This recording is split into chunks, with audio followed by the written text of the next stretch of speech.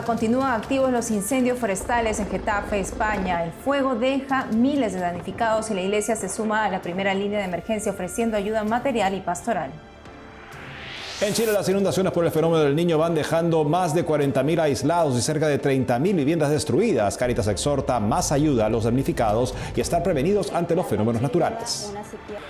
Venezuela anuncia su salida de la Corte Penal Internacional cuando dicho organismo investiga presuntos crímenes de lesa humanidad bajo el gobierno de Nicolás Maduro. Un abogado experto en derechos humanos nos da un análisis.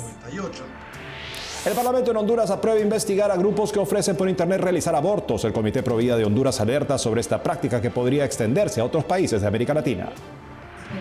A pocas horas de su toma de posesión en Perú, la presidenta electa Keiko Fujimori presenta a los ministros clave de su gabinete y comienzan a llegar los jefes de Estado y líderes invitados a la ceremonia de investidura, el rey Felipe VI de España entre ellos. Hola amigos, hola Eddie, qué gusto estar contigo iniciando la semana informativa. Como siempre también contigo, Natalie, con nuestros televidentes desde los estudios en Lima, Perú. Bienvenidos a su noticiero con enfoque católico EWTN Noticias. Soy Natalie Paredes. Soy Eddie Rodríguez Morel, gracias por acompañarnos. Empezamos las noticias desde España. El territorio de la diócesis de Getafe, al sur de Madrid, está siendo especialmente castigado por los terribles fuegos que han afectado a miles de personas. Sus sacerdotes están en primera línea, acogiendo, acompañando, consolando, rezando. Nuestro corresponsal en España, Nicolás de Cárdenas, habló con dos de ellos. Veamos. El padre Álvaro Piñero es vicario parroquial en Villaviciosa de Odón, uno de los municipios que están sirviendo de lugar de acogida para quienes, huyendo del fuego, no tenían dónde ir. Allí coordina la atención a algunos de los desplazados por el fuego, incluidos otros presbíteros. Muchos de los voluntarios que están colaborando en el polideportivo, pues o bien son de Cáritas, son de hermandades del pueblo, es decir, tienen su relación con la parroquia, ¿no? Luego, pues también desde el primer minuto, pues hemos acogido en el pueblo a sacerdotes que se han visto desplazados. Pues hemos estado atendiendo a la gente, escuchándoles, confesándoles, sobre todo escuchando, ¿no?, el sufrimiento de tantas personas que, bueno, pues al final la gente que está aquí pues es gente muy desprotegida. Decía San Pablo en la lectura, llevamos este tesoro en vasijas de barro para que en nuestra vida se manifieste no solo la muerte, sino la gloria del Señor, ¿no? Y es un poco lo que estamos experimentando, cómo estamos palpando el drama de tantas situaciones muy difíciles, pero también pues la providencia nos está cuidando con sobreabundancia. Una de las zonas más castigadas por el fuego es el Valle del Tieta. Allí se ubica el seminario menor de la diócesis de Getafe, que tuvo que ser desalojado y aún puede ser pasto de las llamas. El padre Eliar Jerez, junto con otros, sacaron las imágenes, los archivos y, por supuesto, los sagrarios con el Santísimo. Un momento que no quiere olvidar. Cuando tienes al Santísimo en la mano, cuando no puedes llevar un paño de hombros, no puedes ir revestido con un acto litúrgico, te das cuenta de la cercanía del Señor en sus momentos. El Señor estaba viviendo con nosotros este desalojo y yo imagino que también esta oración y esta súplica porque esto termine. Lo primero que todo el mundo que me escribe le pido son oraciones, porque la oración está haciendo verdaderos milagros, como es que todavía pues el seminario no se haya visto invadido por las llamas, pero también rezar por los alumnos, los seminaristas, por sus familias. Muchos de nuestros seminaristas van a quedarse sin casa.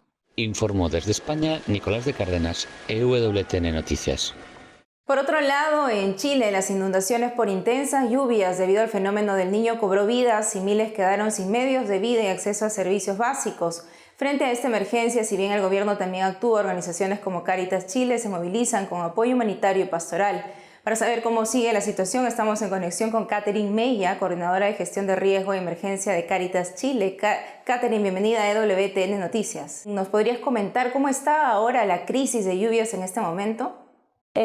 Hoy día estamos, yo estoy en la ciudad de Santiago, que es la capital, así que tenemos un poquito de tregua, una ventanita de no lluvia, pero llevamos 10 días con un sistema frontal que tiene relación con el fenómeno del Niño. Es entrada de ríos atmosféricos que lo que hace es lluvias intensas, anómalas. ¿Por qué es así? Porque en periodo muy cortito llueve más de lo normal. En zonas donde, sobre todo el norte nuestro, que es desértico, es árido, lo que provocó socavones, alud, que se activaran quebradas, entonces también eso hace que haya desborde de ríos. Hoy día el reporte que hace SENAPRED, que es el Servicio Nacional de Prevención y Respuesta ante Desastres, es que hay más de 40.000 personas aisladas. Y Catherine, frente a este panorama, ¿cuáles son los desafíos que enfrenta Cáritas para llegar a las personas más afectadas? Bueno, son bastantes desafíos, no solamente para Cáritas como organización de sociedad civil o organización de fe, sino que en general desde lo público, lo privado, tenemos más de 10.000 personas damnificadas, hay más de 30.000 viviendas dañadas con daño menor, todo lo que tiene que ver la conectividad, todo lo que es la rehabilitación de sistemas básicos como el volver a tener agua, también se ve afectada. Y el gobierno decía que más de 700.000 millones de dólares tiene el costo de volver de la recuperación. Hoy día las necesidades que tienen las familias que nos han reportado a través de los equipos territoriales es de alimentación, es de kit de higiene a nivel de vivienda, porque necesitamos sacar el barro, entonces hay kit de higiene de limpieza de las viviendas, pero también kit de higiene personal. Frazadas también, todo lo que es abrigo, porque sus bienes están húmedos, el barro ingresa a las viviendas y perdieron sus enseres domésticos. Nuestra campaña, Seguimos en Solidaridad, está enfocada principalmente a reponer el equipamiento doméstico, a lo que es la seguridad alimentaria y lo que son los kits de higiene. Invitamos entonces a todos nuestros televidentes a sumarse a esta campaña de Cáritas, también por nuestros hermanos chilenos. Sabemos que lamentablemente también han fallecido 13 personas ahí. Nos unimos en oración por todas las víctimas. Gracias, Catherine Mella, por la entrevista. Agradecerles a ustedes por este espacio y también hacer una invitación a quienes nos están escuchando hoy día a prepararnos, a no esperar que ocurran estos eventos adversos. El cambio climático ya llegó hace mucho tiempo, entonces a buscar acciones que nos permitan estar preparados, a prevenir, a cuidar el territorio, también a prepararnos en distintos niveles. Así que muchas gracias por este espacio. Venezuela ha decidido salir de la jurisdicción de la Corte Penal Internacional en momentos en que dicho organismo tiene una investigación activa sobre presuntos crímenes de lesa humanidad cometidos bajo el gobierno del instituido presidente Nicolás Maduro. A la vez, ¿qué rol puede jugar en esta decisión las recientes críticas del secretario de Estado de Estados Unidos a la Corte Penal Internacional, como también la politización de las Cortes Internacionales en años recientes? Para responder estas preguntas estamos con Alfredo Vitolo, él es catedrático de Derecho en la Universidad Austral, asesor legal de la Secretaría de Derechos Humanos en Argentina. Doctor, bienvenido al programa. ¿Qué tal? ¿Cómo están? Gracias por la invitación a conversar con ustedes. Bien, doctor, pues denos las pistas para poder entender por qué en este momento específicamente Venezuela quiere salir de la jurisdicción de la Corte Penal Internacional. No parece muy extraño el por qué. O sea, de hecho, la Corte está investigando la posible comisión por parte de Maduro y de su gobierno de crímenes de lesa humanidad, que son los crímenes de competencia del tribunal. Y bueno, es parte de esta tensión que existe en el sistema entre los países que son investigados o las personas que son investigadas, porque es una corte que juzga personas, no países. Punto B, son hechos concretos los que se juzgan, es una corte con jurisdicción personal, y la intención de salir. De todos modos, cualquiera sea la decisión final de Venezuela, que creo que ya comunicó a la Corte Penal Internacional su decisión de salirse, tiene un sistema de plazos, claramente. El plazo es que durante el transcurso de es un anticipo de la denuncia de un tratado, porque la salida no es otra cosa que la denuncia de un tratado, el tratado del año 1998.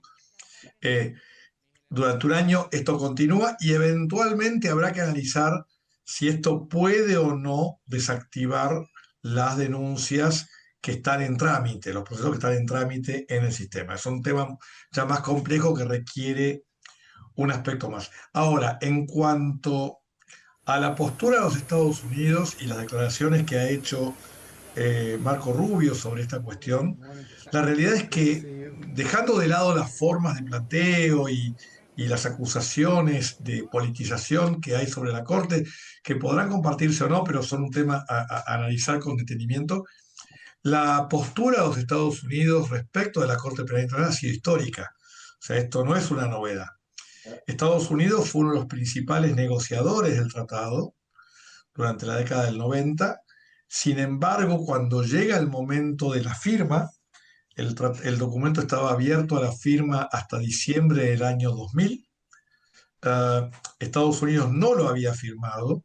El gobierno del presidente Clinton, como uno de sus últimos actos de gobierno, pocos días antes de dejar el poder y cuando ya estaba electo el presidente Bush hijo, resolvió finalmente, para no quedar como no firmante, resolvió finalmente firmar el tratado. O sea, pero firmar el tratado todavía no hace a Estados Unidos parte del tratado, sino que esto significa que el tratado puede ingresar en la etapa de proceso de aprobación por el Congreso, por el Senado de Estados Unidos en el caso concreto. Y una de las primeras medidas que toma el gobierno del presidente Bush fue precisamente esto, se publicó en las redes y en la página web del Departamento de Estado en su momento, fue precisamente declarar que Estados Unidos, que con el cambio de gobierno de Estados Unidos, más allá de la firma que había efectuado el presidente Clinton, no tenía ninguna intención de que el tratado fuese sometido a la ratificación del Senado, estoy hablando 20 años atrás. En el fondo de la cuestión, el argumento norteamericano ha sido constante en los últimos 25 años. Está muy claro, doctor. Pues le agradezco mucho a que nos ayude pues, a entender también cómo puede ser esto parte de la coyuntura en la que Venezuela pide salir de la jurisdicción de la Corte. Doctor Alfredo Vitolo, muchas gracias por haber estado con nosotros el día de hoy. No, por favor, muchísimas gracias a ustedes y a disposición para cuando quieran. El Congreso Nacional de Honduras aprobó hace poco en forma unánime una moción para que se investigue la promoción en redes sociales y medios digitales de la práctica de abortos por parte de organizaciones clandestinas. Para profundizar en el alcance de esta decisión y su impacto en la protección de la vida, entrevisto a Marta Lorena de Casco, presidente del Comité Pro Vida de Honduras. Marta Lorena es licenciada en periodismo, fue vicecanciller de la República durante el gobierno interino de Roberto Micheletti y exdiputada del Partido Liberal entre el 2006 al 2010. Marta Lorena de Casco, bienvenida a EWTN Noticias. Muchísimas gracias realmente por la oportunidad que nos dan siempre. Sí, Marta Lorena, Honduras es uno de los pocos países donde el aborto está prohibido en forma absoluta, porque hay fuerzas desafiando esta posición de defensa de la vida en su país. Fíjate que es bien interesante ver cómo el movimiento abortista desde los años 90, cuando vio que no se podía legitimar el aborto como un derecho humano universal en las conferencias de la ONU, etcétera, buscaron la forma de meterse en los países, yo siempre digo por la parte de atrás, por la cocina, por debajo, violentando la ley. Entonces, nuestros países casi todos tienen una restricción del aborto. En Honduras no hay excepción. Y hace unos años la Constitución, en su artículo 67, reconoce la vida desde el momento de la concepción. Por lo tanto, este es un movimiento que busca de alguna manera meterse en la vida de las niñas hondureñas y legitimar, que accesen al aborto por debajo de la ley. Bien serio, bien delicado, se ha descubierto, imagínate que la niña o la joven se mete y busca quiero abortar o lo que sea, y salen como 30 sitios en internet, entre Facebook y Instagram y todo, y ella hace su contacto y está por un delivery, como te mandan por decirte la comida de este modo ahora, entonces ella por $100 y pico le manda el delivery y llega el kit del aborto. El kit del aborto contiene las pastillas de misoprostol, contiene un suerito para el dolor, contiene otras pastillitas y un té de manzanilla. Y empieza una relación entre la joven y el teléfono, porque nunca se oye una voz, sino todo es por WhatsApp escrito, y que le dice, empieza al acompañamiento del aborto, y le empieza a decir, tómate las pastillas. Y la niña después dice, tengo dolor, perfecto, está funcionando, tengo sangrado, perfecto. Y este abortista invisible va llevando a esta niña en esa soledad absoluta, sin referirla nunca a un médico, sin decirle qué puede suceder en su cuerpo, dirigiendo este asesinato y obviamente poniendo en peligro real, porque esto no es una suposición, se puede morir la niña que está haciendo esto de la hemorragia, sino en el momento después. ¿En qué medida va a ayudar esta decisión del Congreso a bloquear esta campaña digital en favor del aborto en Honduras? Bueno, no sé, quizás eliminar esos sitios de las redes. Igual ahora pues pueden venir de otros países, pero estar muy alertas a que esto sea controlado. Es más, tal vez en su momento se pueda accesar a los niveles más altos internacionales para buscar una solución de justicia, porque esto es casi como enseñar a matar, a enseñar a suicidarse, enseñar a usar drogas. Esto es una cosa tremenda. Y yo creo que en esto nos tenemos que unir los países para proteger nuestra juventud. Sabes que estas pastillas, además, son usadas para abuso sexual, para incesto. Le dicen a la niña, tómate las pastillas y se acabó. Oye, no, nadie va a saber que está siendo víctima de un abuso. Entonces, es una trama dolorosísima y esperemos que esto que se ha iniciado en Honduras tenga éxito en alguna medida y los responsables sean llevados a juicio como debe ser. Esperemos que así sea, señora Marta Lorena de Casco. Muchísimas gracias por la entrevista. Gracias a ustedes, muy amables siempre. Hacemos una pausa y al volver, León 14 rechaza la violencia israelí en los territorios palestinos ocupados y pide retomar las negociaciones para una solución política justa. Además, en vísperas de asumir la presidencia del Perú, Keiko Fujimori presenta a los ministros clave de su gabinete, coincidiendo con la llegada de delegaciones internacionales de jefes de Estado, como el rey Felipe VI de España, quienes asistirán a la ceremonia oficial. Regresamos con más noticias con Enfoque Católico.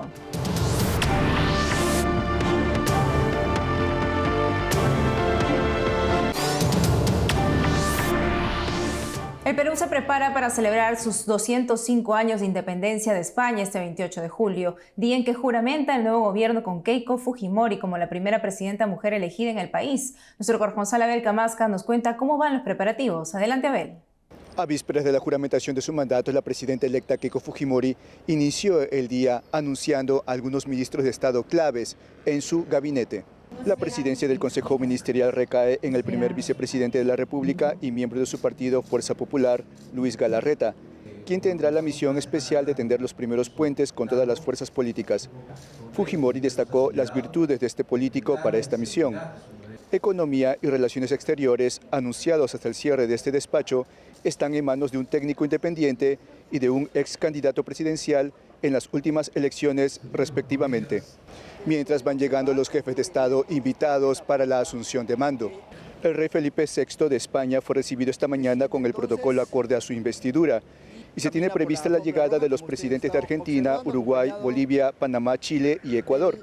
Hoy también se instaló el Congreso Bicameral, el cual en el primer periodo de sesiones estará bajo el liderazgo del oficialismo en la Cámara de Senadores y de la oposición en la Cámara de Diputados. Por otro lado, el presidente de la Conferencia Episcopal Peruana, Monseñor Carlos García, pidió dejar atrás los odios y aquellas etiquetas divisorias de izquierda y de derecha que solo paralizan el alma de un país. Además, recordó el inmenso privilegio de contar con el afecto de un papa misionero que se enamoró de esta tierra y que nos acompañó en las horas más oscuras del terrorismo y la pandemia. Esta es la información que tenemos hasta el momento. Adelante ustedes. La historia es apasionante, sobre todo si hay leyendas negras que refutar. Y alguien que se dedica muy bien a esa tarea, no siempre fácil, es Rafael Ayita, conocido como el Capitán Perú en las redes sociales, que tiene muchos contenidos interesantes sobre esos temas y que también ha aparecido en películas recientes, documentales como Hispanoamérica, Canto de Vida y Esperanza. Está con nosotros en el estudio. Rafael, qué gusto tenerte con nosotros. Hola, ¿qué tal? Encantado. Un gusto también. Rafael, cuéntanos cómo comenzó esta tarea cultural que tienes tú justamente de refutar errores y no solamente eso, comunicar la verdad. Bueno, mi gran cambio en la visión y cuando me di cuenta que nos habían enseñado mal la historia fue mi primer viaje a Machu Picchu. Okay. Ahí yo me di cuenta que existía mucho más de lo que me decían en clase. Me captura, me cautiva. Y por eso lo primero que hago al regresar a Cusco ciudad es ir a la plaza y comprar libros y comienzo a encontrar que en estos libros, ¿no?, de María Roborowski, José Antonio del Busto, Donato Amado, existía toda una historia. Grandes historiadores. Tremendos, Sí. los mejores, Sí. pero que lamentablemente no se enseñan. Okay. Y lo que ellos ponen en sus libros no se transmite en la currícula escolar. Pero, de hecho, si se hiciera, no solamente nos cambiaría toda la historia del Perú, nos cambiaría toda la visión que tenemos de nuestro país. En efecto, y si pensamos en la tarea evangelizadora que hizo justamente la Iglesia, tantos frailes religiosos acá, ¿qué nos podrías decir que es un error común que hay que refutar para poder abordar bien el tema? Ahí hay una enorme leyenda negra, formada por pequeñas leyendas negras que estarían conformadas por la Inquisición, por la imposición. Yo creo que el mayor error que incluso los mismos católicos tenemos es pensar que se nos impuso nuestra fe. Y claro, incluso los números no cuadran porque un pequeño puñado de españoles no pueden convencer a miles o cientos de miles de personas.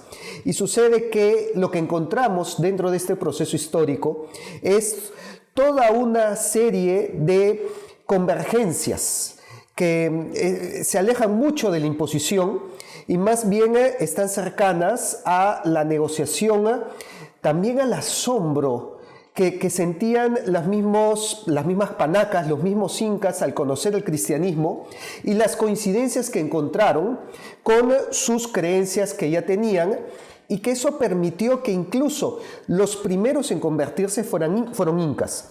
No estoy hablando solamente de Atahualpa, que van a decir que él se bautizó justamente para no morir quemado, pero después de él existieron otros incas que no se nos cuenta, como Pauyu Inca, como Alonso Chihuantopa Inca, que pidieron voluntariamente el bautizo, y no solamente eso, fundaron las primeras parroquias de Cusco, porque la primera parroquia, que es la parroquia de San Cristóbal, fue fundada por Pauyu Inca, hijo de Huayna Cápac, por un inca, no por un español, ni siquiera por un sacerdote.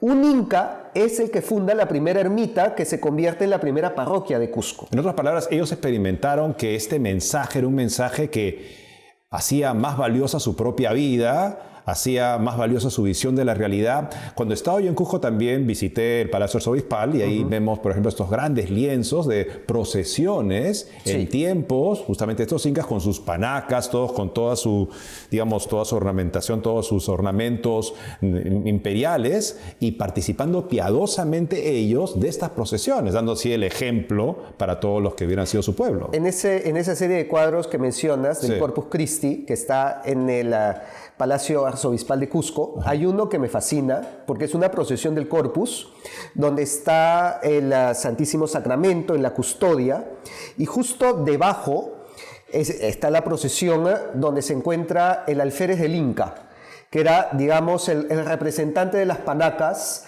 Las panacas siendo este tipo de familias de incas. De los clanes familiares. Claro, que fueron a los cuales a cuya evangelización se dedicaron particularmente los jesuitas de una manera ejemplar. Y que ellos elegían a un alférez real del Inca, que salía en las procesiones con la borla del Inca, con la mascapaicha. Pero este personaje, vestido como Inca, no tiene la borla sobre la cabeza, sino que la lleva un siervo delante suyo en una almohadilla, justo en el lugar debajo de la Eucaristía. O sea, poniendo la corona del Inca a los pies de Jesucristo, que es el sol eucarístico. Porque, claro, los incas adoraban al sol, pero ellos con el Evangelio encuentran que el verdadero sol es Jesucristo y por lo tanto para ellos la fiesta del Corpus Christi era llevar a su plenitud la fiesta del sol que tenía antes, pero que ahora el sol estaba presente entre ellos, y por eso la fiesta del Corpus es tan importante hasta el día de hoy. En Cusco es masiva el Corpus Christi. Qué interesante. Bueno, estás destapando una historia fascinante para nosotros. ¿Cómo podrían las personas, veo que has traído un libro, de repente nos puede ayudar a entrar más en este tema? Precisamente el libro Los Incas Católicos cuenta toda esta historia con imágenes, porque coloco estos cuadros que mencionas, las procesiones, los cuadros de los incas católicos. Este precisamente cuadro que mostré es el de Marcos Chihuantopa Inca, que coloca dentro del mismo cuadro Inca caballero católico por la gracia de Dios.